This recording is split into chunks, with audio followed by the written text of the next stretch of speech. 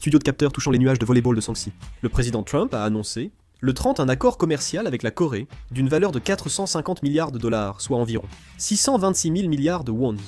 Cet accord sur les droits de douane entre la Corée et les États-Unis suscite de vifs débats. Nous allons approfondir le sujet aujourd'hui. Le 30, le président Trump a annoncé un accord commercial avec la Corée réduisant les droits de douane réciproques de 25% à 15%. Il a également convenu d'un sommet avec le président Lee Jae-myung dans les 2 semaines. Examinons les points principaux de la négociation sur les droits de douane. La Corée a accepté d'investir environ 350 milliards de dollars, 488 000 milliards de wons, dans des projets contrôlés et détenus par les États-Unis. Sur ce montant, environ 100 milliards de dollars, 139 000 milliards de wons, seront utilisés pour acheter des produits énergétiques comme le gaz naturel liquéfié. Les États-Unis ont répondu en imposant un droit de douane de 15% sur les produits coréens, sauf ceux d'origine américaine. Le président Trump a ajouté que la Corée avait accepté d'investir des fonds supplémentaires importants, et que ce montant serait annoncé lorsque le président Lee Jae-myung se rendrait en visite bilatérale dans 2 semaines. Sur un investissement de 350 milliards de dollars, notre bénéfice est d'environ 10%.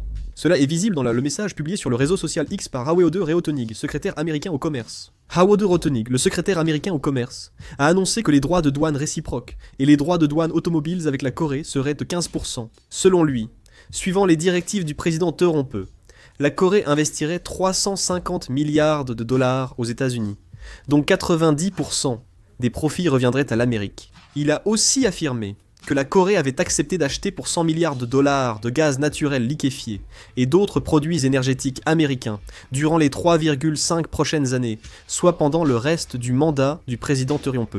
Malgré la promesse d'un investissement de 350 milliards de dollars aux États-Unis, la période exacte n'a pas été clairement définie. Cet aspect semble bénéfique.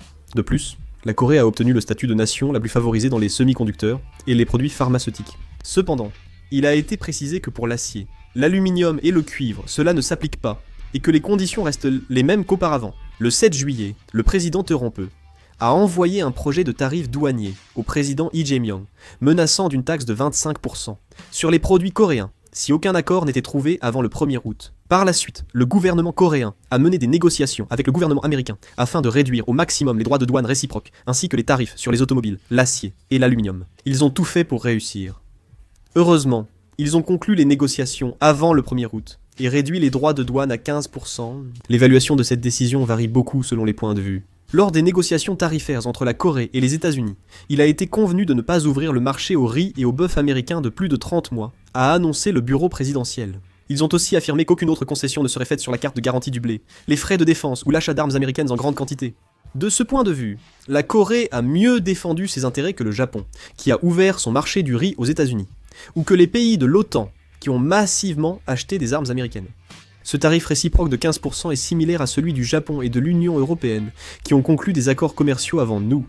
Ainsi, la Corée, concurrente du Japon et de l'Union européenne sur le marché américain, ne se retrouve pas dans une situation plus défavorable à l'extérieur.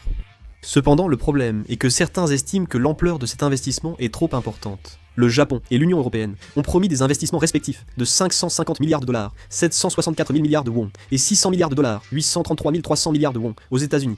La Corée investira environ 350 milliards de dollars, 488 000 milliards de wons aux États-Unis. Le montant des investissements varie selon les pays, en raison de la taille de leur économie. Toutefois, proportionnellement au produit intérieur brut, la Corée investit davantage. L'économie japonaise est plus de 2 fois plus grande que celle de la Corée, mais l'investissement nippon n'est supérieur que d'environ 1,5 fois. C'est pourquoi beaucoup de gens soulignent cet aspect. Surtout, la Corée, contrairement au Japon ou à l'Union européenne, a conclu un accord de libre-échange avec les États-Unis. De ce fait, il est certain que cela a eu des effets plus défavorables que pour le Japon ou l'Union européenne. Malgré des points regrettables, certaines évaluations affirment que la situation a été gérée sans trop de difficultés. Malgré le style de négociation autoritaire et unilatéral de Trump, des analystes considèrent que cette négociation entre la Corée et les États-Unis est importante car elle a permis d'éviter le pire scénario. Les experts estiment que, puisque le président Trump avait déjà obtenu d'importantes promesses d'investissement du Japon et de l'Union européenne de manière similaire, la Corée du Sud n'avait d'autre choix que de présenter elle aussi une carte d'investissement significative, sous une forme ou une autre. Le Japon et l'Union européenne ont promis respectivement 550 et 200 milliards de dollars, répondant aux exigences des États-Unis. Pour beaucoup, la Corée du Sud devait inévitablement garantir une coopération d'un niveau similaire avec les États-Unis. En somme, cette négociation a permis un compromis réaliste, préservant les intérêts nationaux dans un environnement commercial mondial, plutôt que de conclure un désavantage unilatéral pour la Corée du Sud.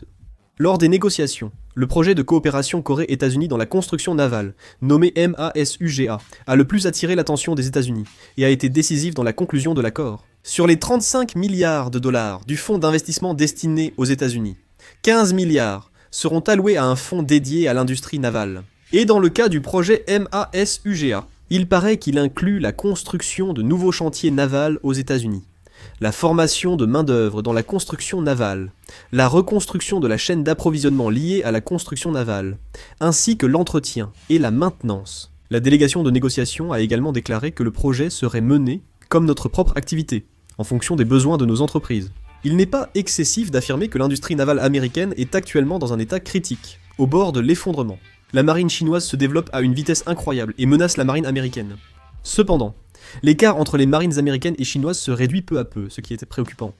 Il est juste de dire que les États-Unis ont presque perdu leur capacité de construction navale, l'un des secteurs industriels les plus difficiles à développer pour un pays avancé.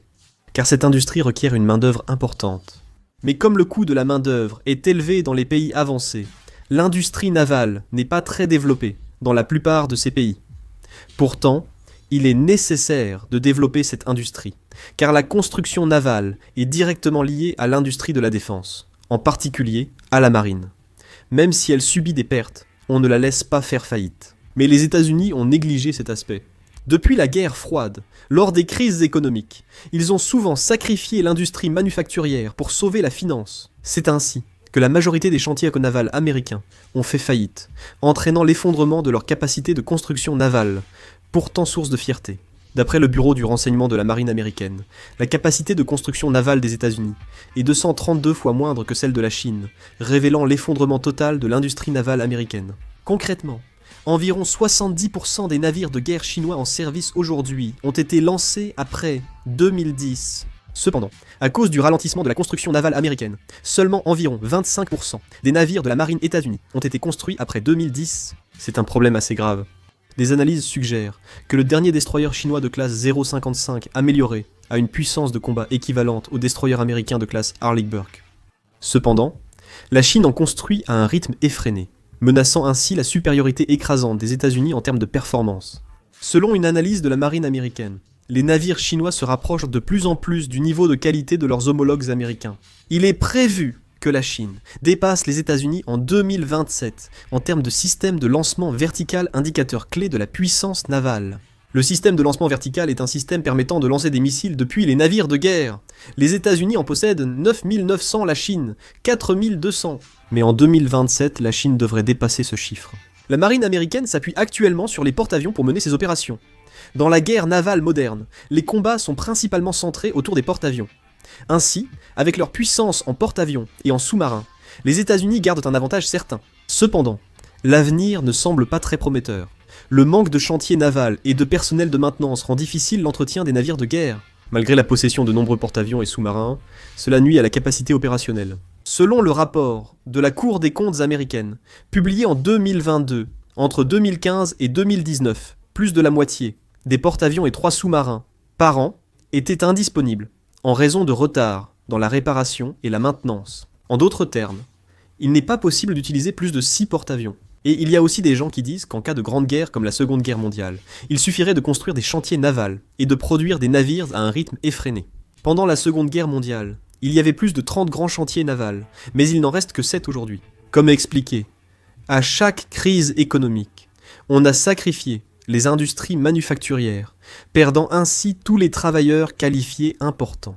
De plus, il est logiquement impossible de raviver ces éléments simplement en raison d'une guerre. Ce qui n'a pas fonctionné en temps de paix ne fonctionnera pas non plus en temps de guerre. Le groupe coréen Hana a racheté et exploite le chantier naval Philly.